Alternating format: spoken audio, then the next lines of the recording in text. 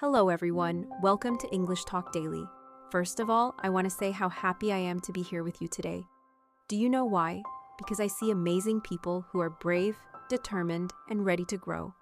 By learning English, you're not just learning a language, you're opening doors to new opportunities, new friendships, and a brighter future. And I'm so proud of you for being on this journey with me. Today, I'm here with another beautiful story. So, sit back, relax, and join me as I take you through this life-changing journey of a girl. Let's get started. I never imagined that the people I trusted the most would betray me in such a heartbreaking way. My name is Sophia, and this is the story of how my own family sold me to a millionaire. I grew up in a small town with my parents and two younger brothers. We weren't wealthy, but we had enough to live a simple and happy life, or so I thought. I loved reading books, spending time with my best friend, and dreaming about my future. I wanted to go to college, build a career, and live life on my own terms. But everything changed when my father lost his business. It happened so suddenly. One day, he was talking about expanding his shop, and the next, we were drowning in debt. Creditors came knocking on our door, demanding money we didn't have. My mother cried every night, and my father became more and more desperate. One evening, my parents called me into the living room, their faces filled with worry. I could tell something was wrong. "Sophia," my father said, "we have found a way to solve our problems." My heart started pounding. I didn't like the way they were looking at me. Then my mother spoke. "There's a man, a very rich man, who is interested in you." I frowned. "Interested in me? What do you mean?" "He wants to marry you," my father said quickly. "If you agree, he will pay off all our debts. We will have a fresh start.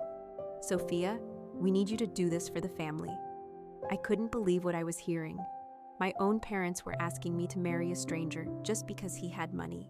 "No," I shouted. "I don't even know him. I don't want to marry him." My mother grabbed my hands, tears in her eyes. "Please, Sophia, we don't have a choice. If we don't do this, we will lose everything." Tears filled my own eyes. "But what about me? What about my dreams, my future?" My father sighed. "Sometimes we have to sacrifice for the ones we love." I begged them to find another way, but they refused to listen. A few days later, I was dressed in an expensive gown and taken to a huge mansion. It belonged to the man they wanted me to marry, Mr. Victor Blackwood. He was a powerful businessman, probably in his 40s, while I was only 18. He was tall, well-dressed, and had cold, calculating eyes.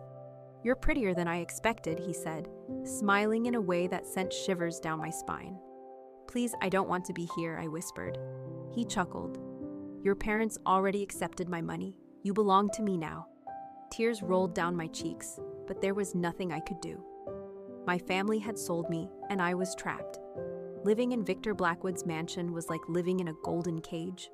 Everything around me was luxurious: the furniture, the jewelry he gave me, the expensive dresses he forced me to wear. But none of it made me happy. I felt like a prisoner. Victor was polite at times, but I knew he was dangerous. He controlled everything: where I went, who I talked to, even what I ate. If I disobeyed, he reminded me that my family's future depended on me staying by his side. Months passed, and I lost all hope of escaping. But then something unexpected happened. One of Victor's employees, a young man named Leo, noticed my sadness. Unlike the others, he was kind to me. One night, he whispered, "Do you want to leave this place?" I looked at him with wide eyes. "You would help me," he nodded. "No one deserves to live like this." It was a dangerous plan, but I had to take the risk. With Leo's help, I managed to escape from the mansion. We ran as fast as we could, disappearing into the night. For the first time in months, I felt free. I started a new life far away from my family and Victor Blackwood. I worked hard, studied, and built a future for myself. It wasn't easy, but it was mine. As for my family, they tried to contact me, but I never went back. They had sold me once. I couldn't trust them again. And Victor, I heard he searched for me, but he never found me. Now, as I tell this story, I realize something important. Money should never be more valuable than a person's freedom. I was betrayed by the people I loved, but I found the strength to save myself. And that, I believe, is the greatest victory of all. If you liked this story, don't forget to like, subscribe, and turn on notifications for more inspiring stories. See you in the next video on English Talk Daily.